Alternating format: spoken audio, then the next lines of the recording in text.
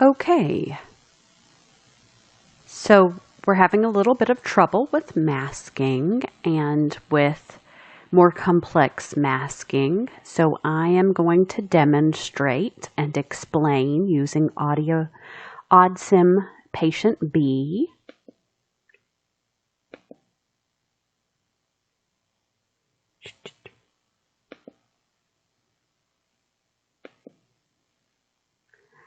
So it's a hypothetical case of a unilateral conductive hearing loss that they made just slightly above the interaural attenuation with the headphones. So it's to practice with masking, and they haven't specified whether or not that there is a perforation with this. So we are going to use headphones to practice the masking and to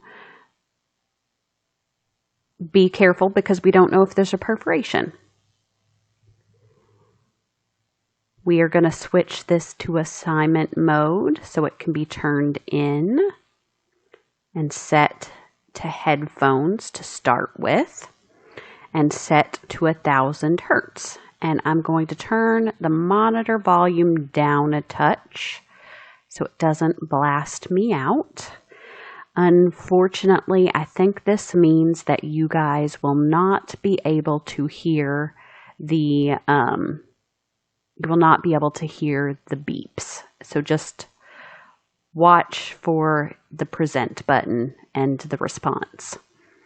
And we're going to start in the right ear, either due to case history or because if you don't know anything, you start in the right ear.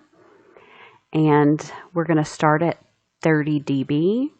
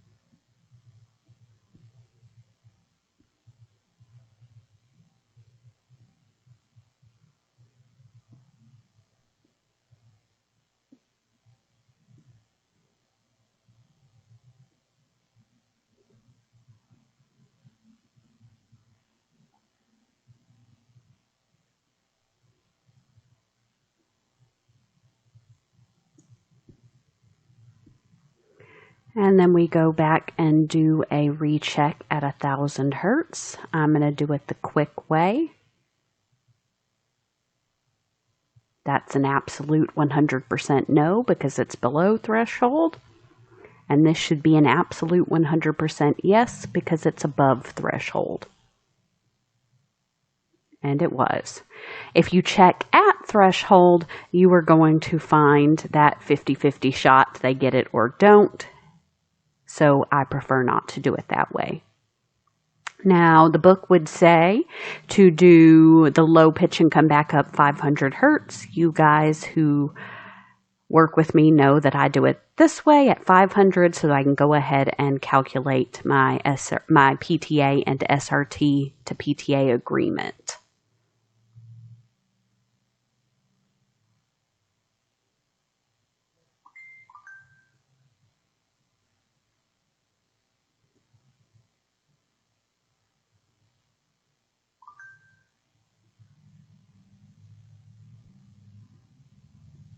Whoops.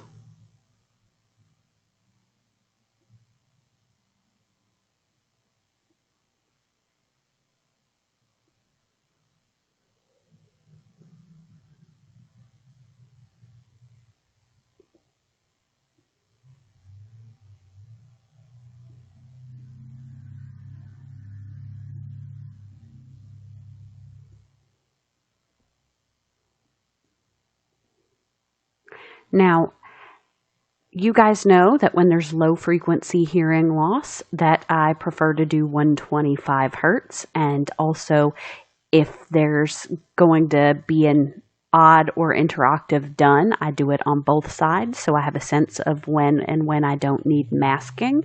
We already know that the left ear is a conductive hearing loss, so I'm assuming that I'm going to have to test 125 in this right ear to know about masking. So this is that kind of forward looking. I've been telling you guys to go ahead and do the things that are eventually going to need to be done.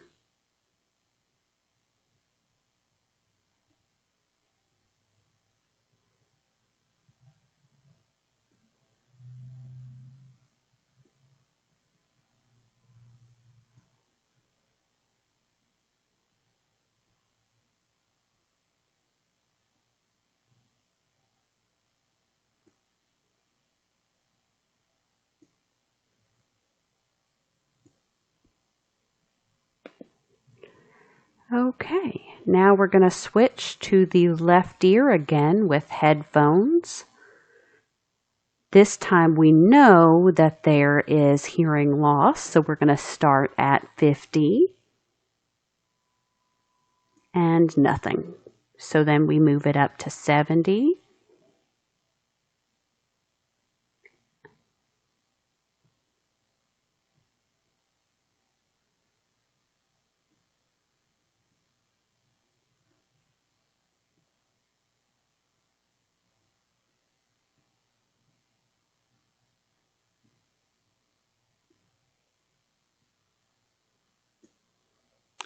Okay, so now we have an unmasked left ear threshold. Now, we are using headphones, which means when the stimulus in the test ear exceeds the interaural attenuation for the transducer compared to the non-test ear, we need to mask.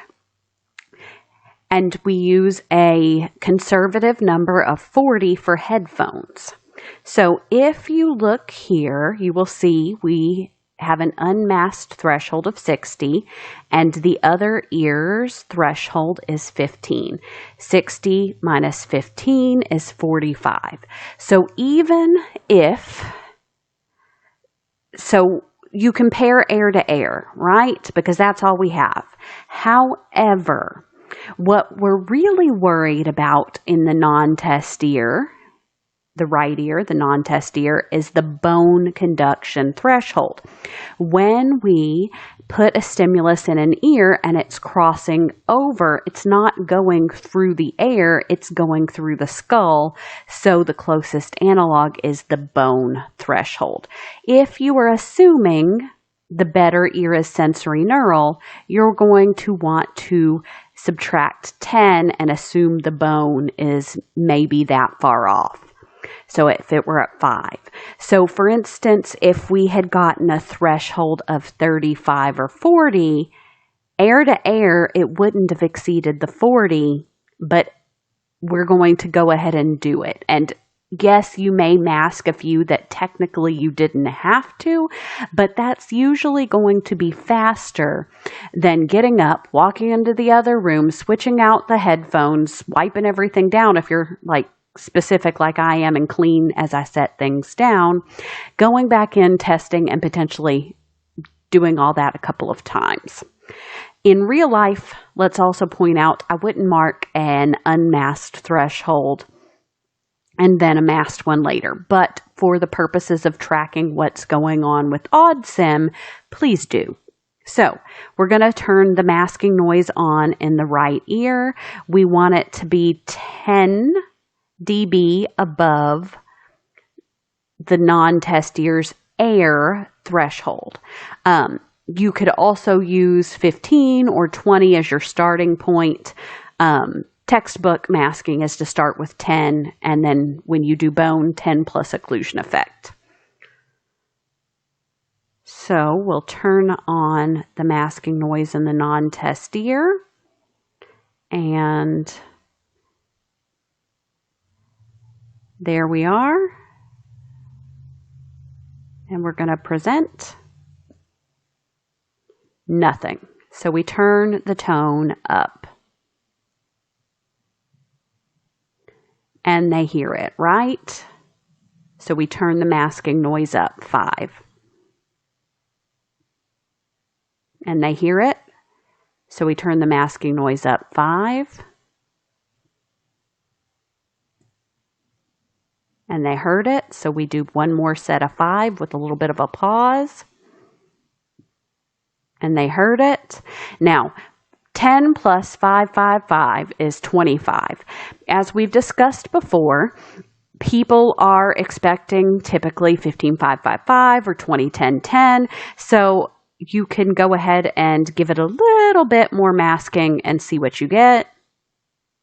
And it worked out just fine because the non-test ear is fairly normal and it's not going to have a lot of conductive component. So you have a great big plateau in this case. Now, let's move over here and do 2000 hertz now.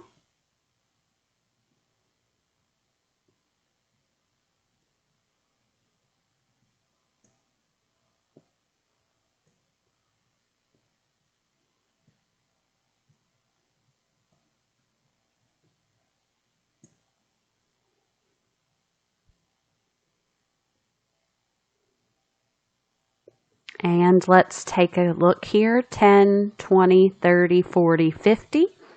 And if it were here, it would be 60, so definitely over the 40.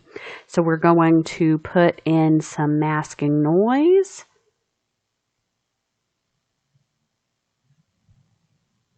And we're going to add,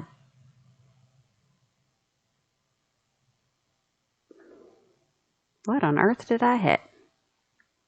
Oh, end was store. Now I know where store is.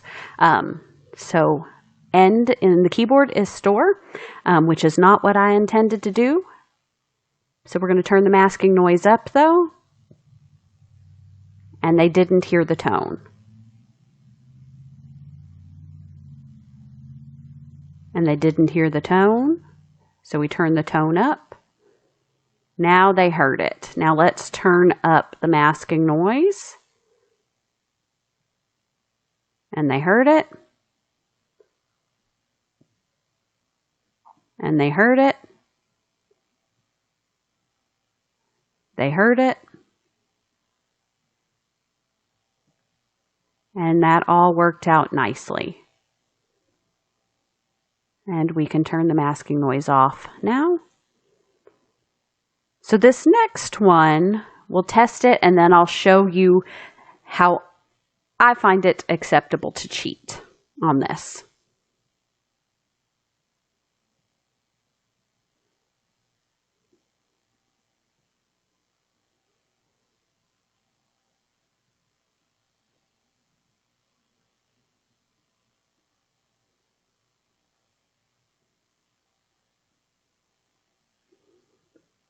Okay, so let's take a look. 10, 20, 35, but oh, we might have a bone up there at 5, so we definitely are still going to mask. We're going to turn the masking noise on.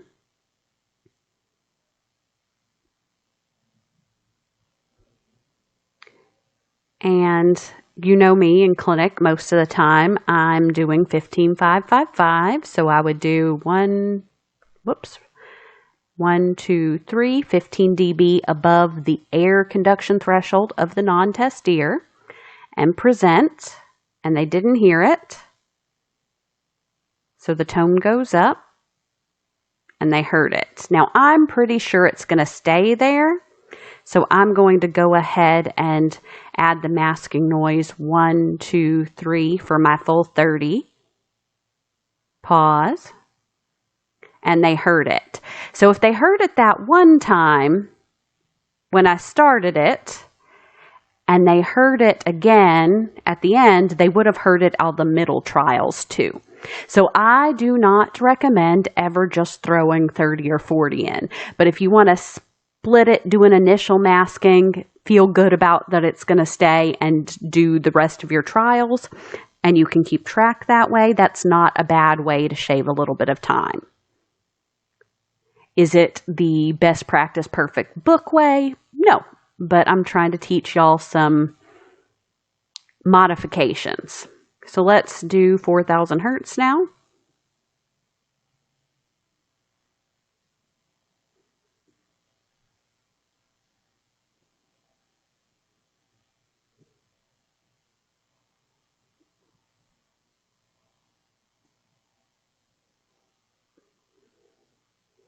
And of course, 10, 20, 30, 40, 50, that definitely requires masking. So air conduction threshold of the non-test ear was 10. Turn on the masking. 1, 2, 3. They didn't hear it, so we turn the tone up. They didn't hear it, so we turn the tone up. They heard it. And then 1, 2, 3. And they heard it. And again, if they heard it at the start of the plateau and they heard it at the end, they would have heard all the trials in between.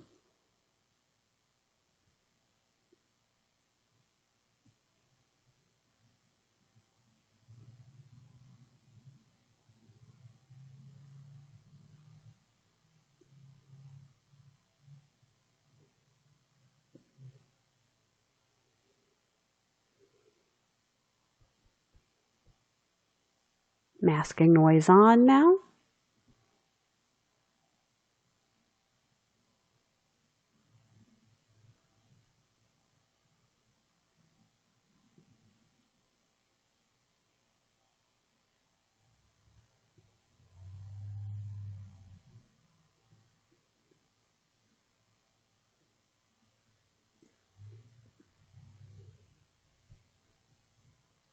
$8,000 hertz now.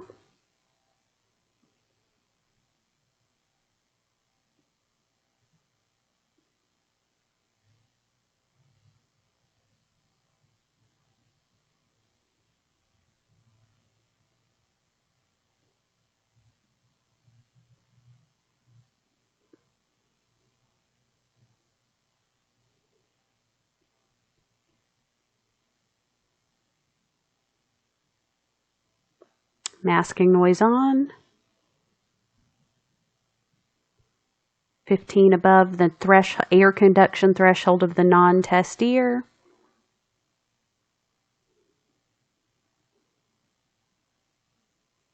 Whoops, they didn't hear it. See, they didn't hear it. So tone goes up. Tone goes up.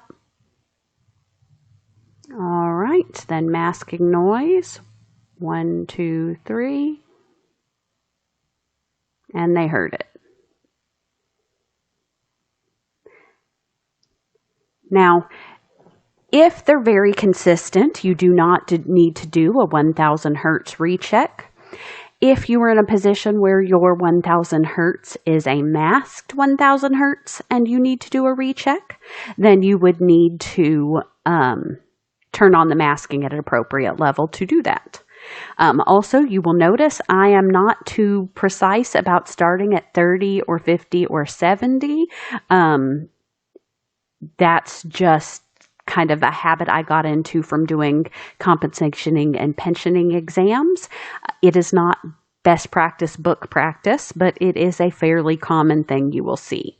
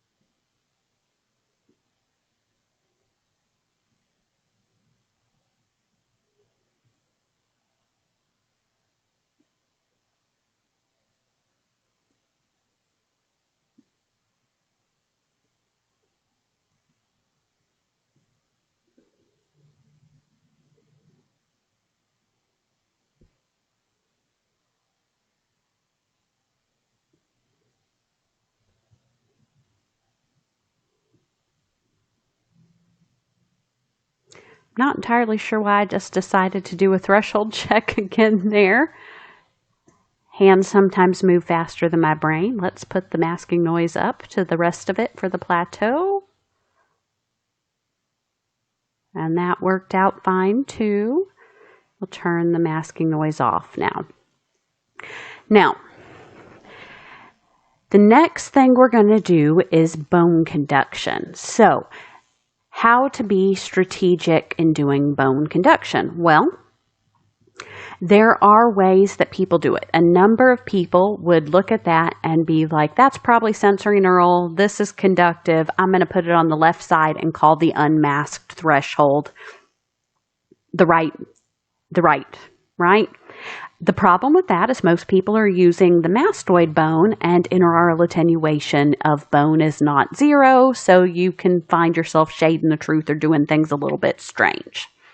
So I'm going to start with the bone in the right ear as a test ear, and the left ear is a headphone and the non-test ear. We're going to start at 1000 hertz.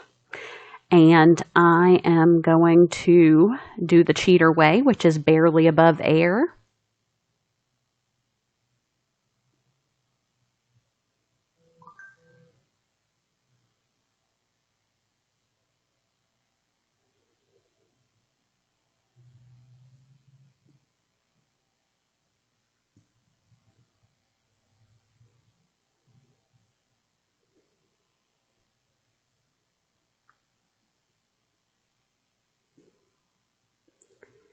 All right.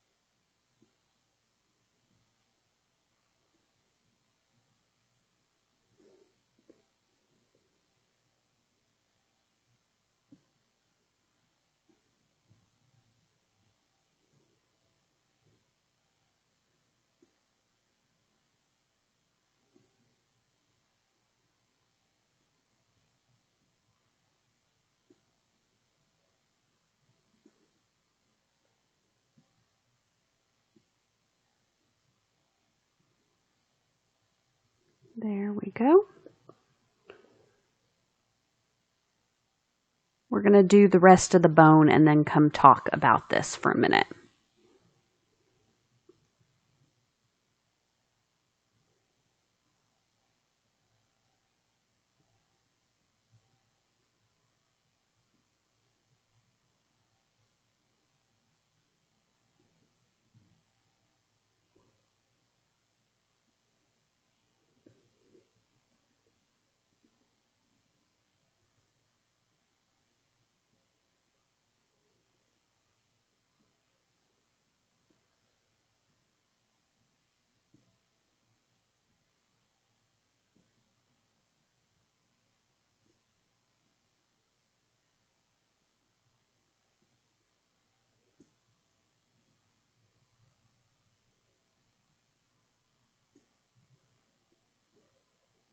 That one too.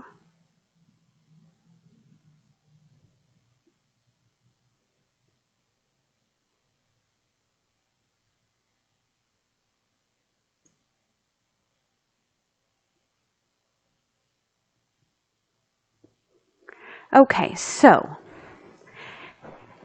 some people use anything worse than 5 dB different before they'll mask. Less conservative would be 10. Nevertheless, we have two thresholds, bone thresholds, that are 15 dB better than the air threshold of the best ear. So those two will need masking. So let's start with 3000 hertz, because we won't need to worry about occlusion effect with that one. So it's still there. The masking noise is going to get turned on.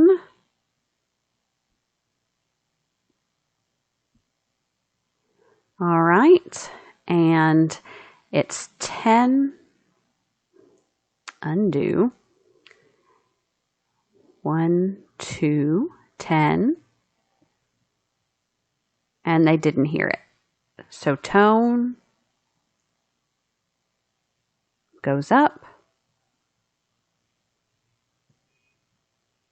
and they didn't hear it, so tone goes up, and they didn't hear it, so tone goes up, and they didn't hear it, so tone goes up. Aha. So they heard it in with 65 dB of masking. Now let's turn the masking up, and they didn't hear it. So we turn the tone up, and they didn't hear it.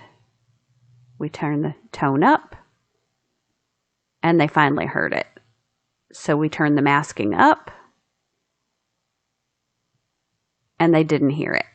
At this point in time, let's look at how loud the masking noise is. 75 decibels into this left ear, crossing over to this bone of -5.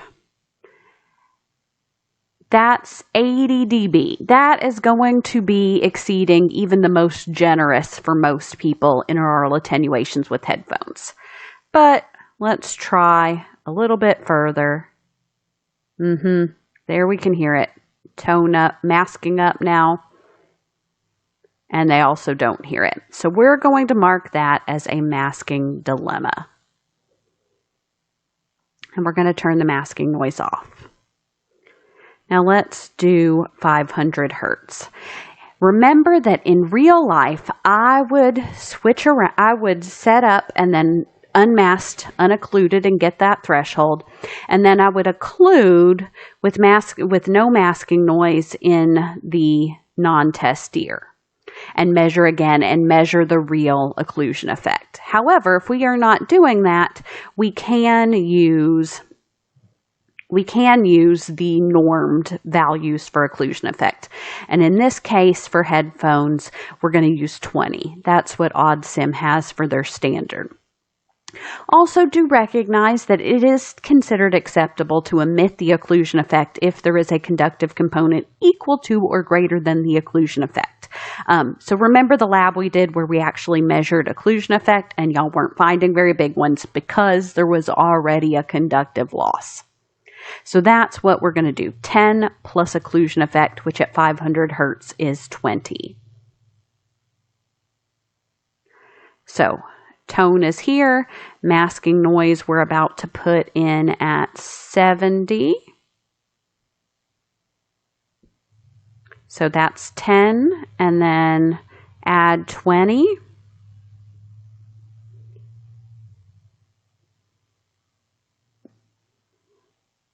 And we present and nothing.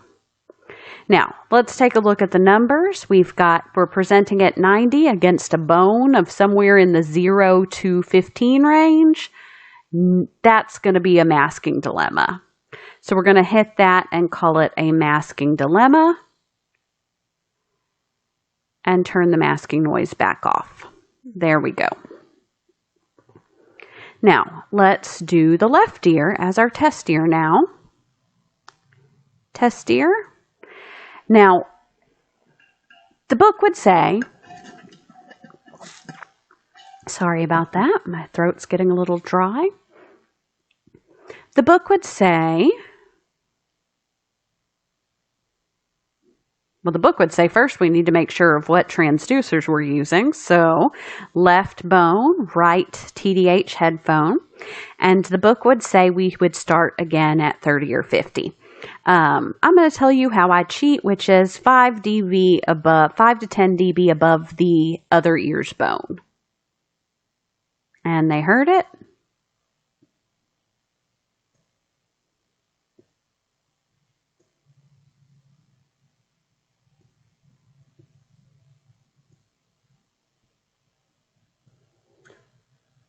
All right, so now let's take a look at that. We have a left unmasked bone score that is 5 dB better than the right ear. But does that matter? How do we know it's not the right ear's bone responding? We don't.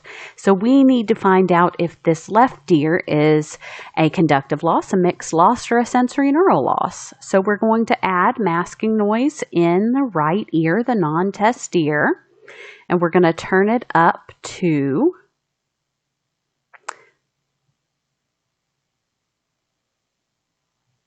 10 dB above the non-test ear air threshold, plus 10 for occlusion effect, and then we're going to present. And they didn't hear the tone. So we're going to turn it up, and they heard it. So then we're going to add 1, 2, 3 for your plateau, and they heard it, so that was correct, and I can hit store. And then I can turn the masking noise off. 2000 hertz.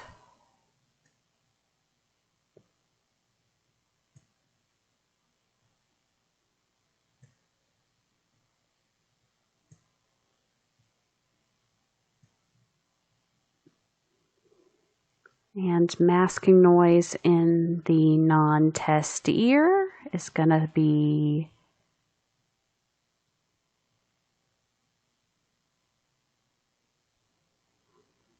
now that we're out of occlusion effect range. I'm going to start with the 15 so that I end up somewhere people expect me to be.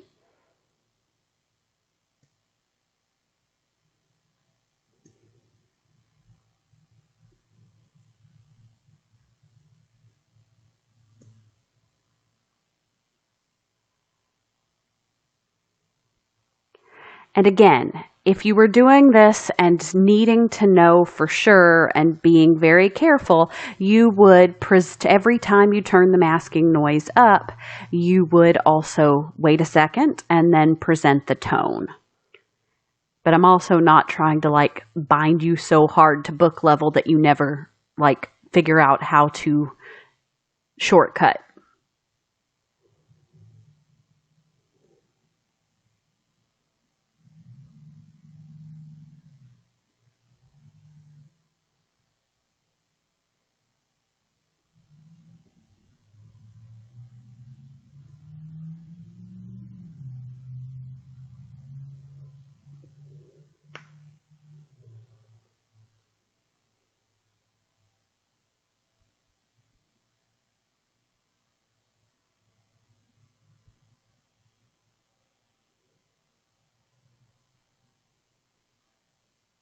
They didn't hear it, so the tone goes up, and they heard it. And I suspect that's where it's going to be. So just to check, turn the masking noise up an extra 15 for plateau. And they got it, so I can store it.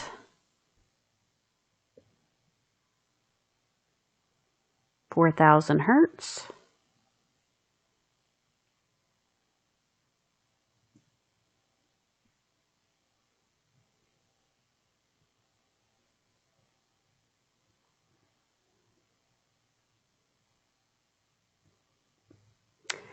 Masking noise goes in the right ear.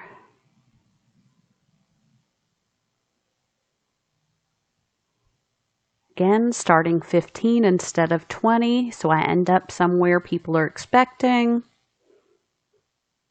They didn't hear it. Tone up. They heard it. I suspect that's going to be where it's going to be.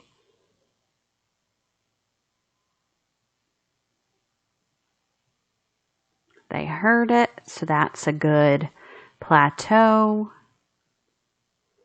And we'll turn the masking noise off. Now let's come on over here at 500 hertz. We're going to go back to having to deal with occlusion effects.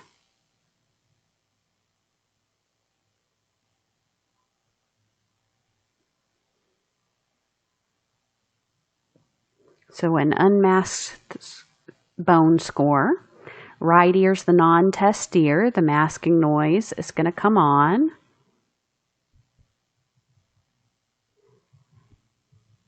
It's going in via air conduction, so I'm going to add 10 dB to the air conduction threshold of the non-test ear, and then an occlusion effect of 20. 5, 10, 15, 20.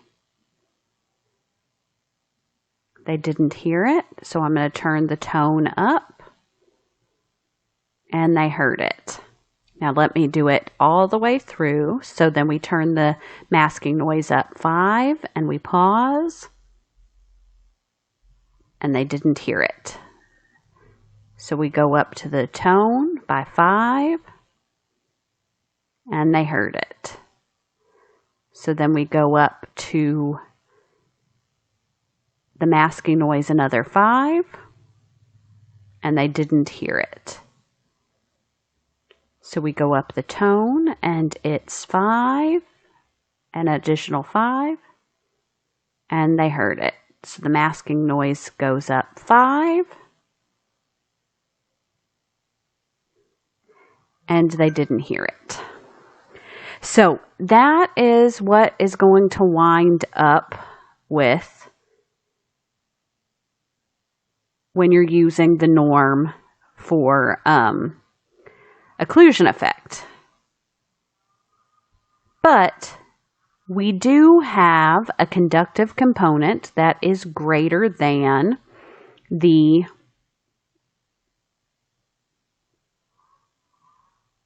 that's greater than the occlusion effect. So we can probably get away with testing here. So we're going to turn our masking noise on at a softer level so we don't blow them out of the water.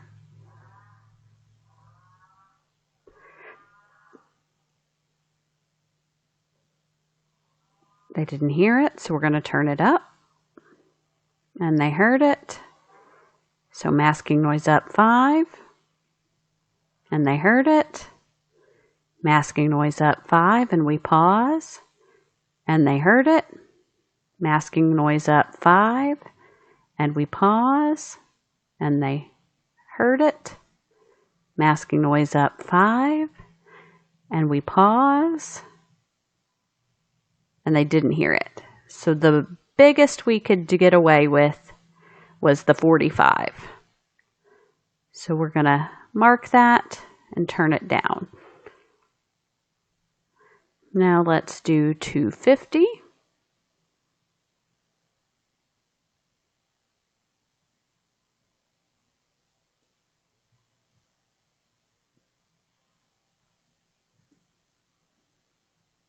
Okay. And we're going to turn the masking noise on. And if we're doing it with occlusion effect on, we would start with 10 and then 5, 10, 15, 20, 30.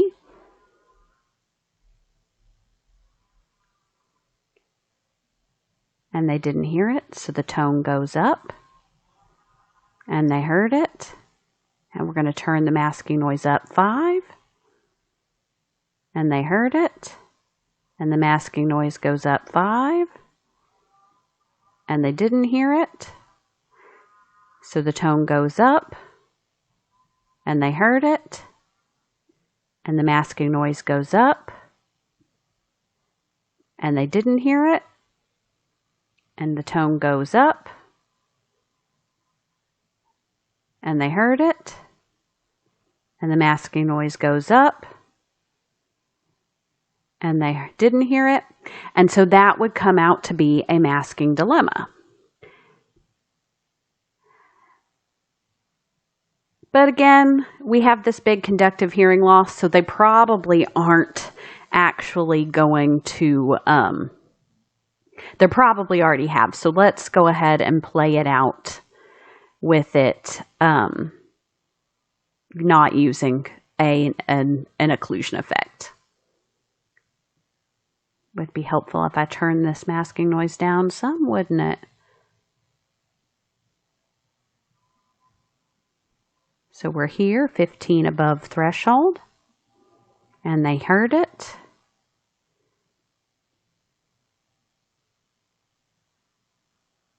Nope, if I tried to cheat, it didn't work. Let's bring it down. And they heard it. 5 dB more. They didn't hear it, so the tone goes up. And they heard it. And the tone masking goes up. And they heard it. So that's the start of the plateau. Another 5. And they heard it. That's the second. Let's try the third. And they heard it. So there we have a masked bone threshold. Now, let's double check everything one more time. So we've got all of our air scores masked in the left ear.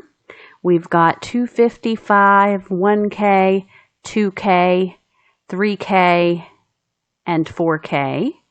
And all of the left ones have been masked. So that should all be in good shape. So we are going to write down our notes, which are,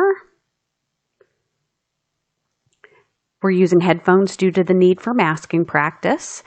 We have a known unilateral conductive hearing loss. It's unknown if it's their perforation. So those are why we did there. So we air tested first in the right ear, as it is the better ear. Left air, all needed masking due to exceeding IA. Bone tested in the right ear first, as it is better and presumed sensory neural. All left bones needed masking as they exceeded gap of 10 dB. So that's kind of the thoughts we've had so far. Let's then show the results. For an assignment, I can review one time before deciding to submit, and we're going to say yes. So, right air, everything is correct with all the proper headphones on both sides. And this is a thing to point out. This person had an interaural attenuation that exceeded 40 on a number of spots, And you can actually check that out and see what a person's real interaural attenuation is when you have an asymmetrical loss. So if you compare, for instance, 500 hertz, let's line this up a little bit neater. There we go. 500 hertz in the left ear, the initial air score was 55. And the bone in the non-test ear is like 0-ish. And you're looking at 45. Let's compare it to this one. It was 60 to 10 is 50 at 1,000. Hey, look at that, 50. And look at this one. So we had an air frequency, an air threshold of 60 at 2,000 hertz, and the other ear's bone was 5. That makes it 55. That's pretty darn close there. So you get a much better sense of the real interaural attenuation if you compare that way. Now let's look at their actual bone scores. I was a little bit off there, probably because I was going too fast, but plus or minus 5 isn't terrible. Little bit quick there. Little bit quick there. That's way off. But look at the way off ones. I said that they were a masking dilemma, and if you look here on masking issue, AudSimB said it was going to be a masking dilemma.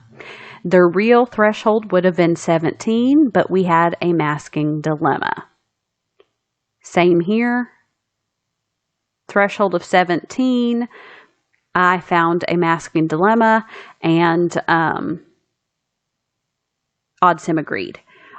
At the level I tested that was a little bit of overmasking at 3,000 hertz there. And at the level I had the masking at 500 when I quit, it was an inaudible tone.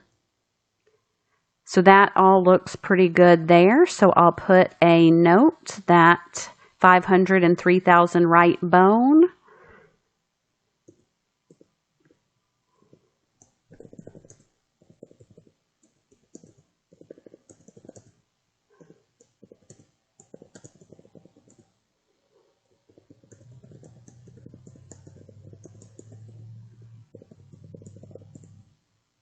And AudSimB confirmed.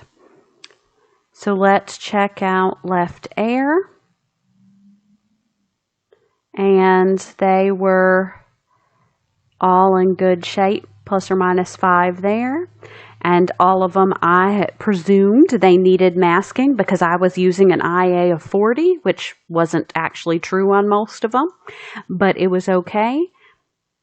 I used an appropriate amount of masking, as you can see by the okay here. The threshold that was with central masking effects was 57. I measured it at 60. If I was measuring at 55, they wouldn't hear it. So that was as close as I could get, right? And the masking levels I used were within range.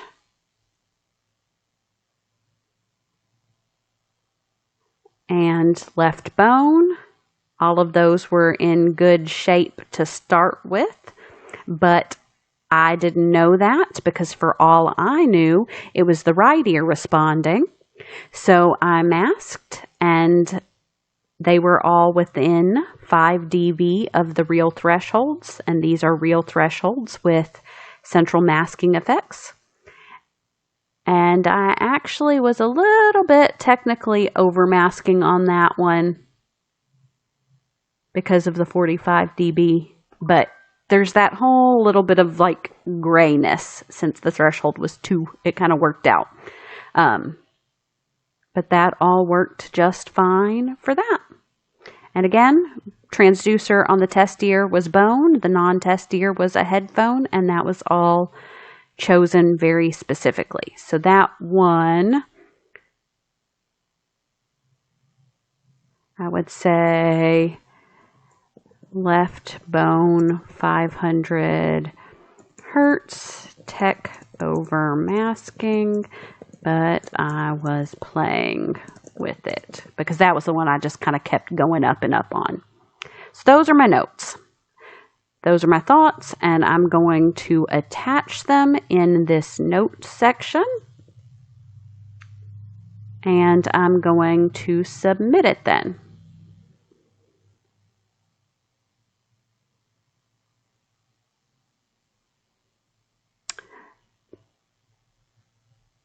Okay. Well, let's hope this one actually emailed to me.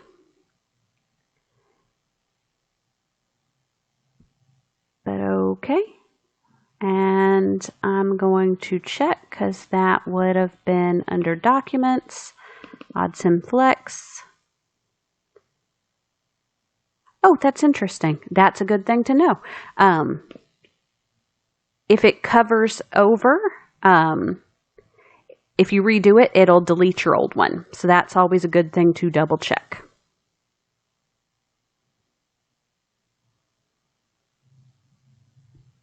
All right. Hopefully this helps you figure out the masking thing. If you have any questions, please be sure and schedule an appointment with me, or if there's a particular other one you want me to go over, just let me know.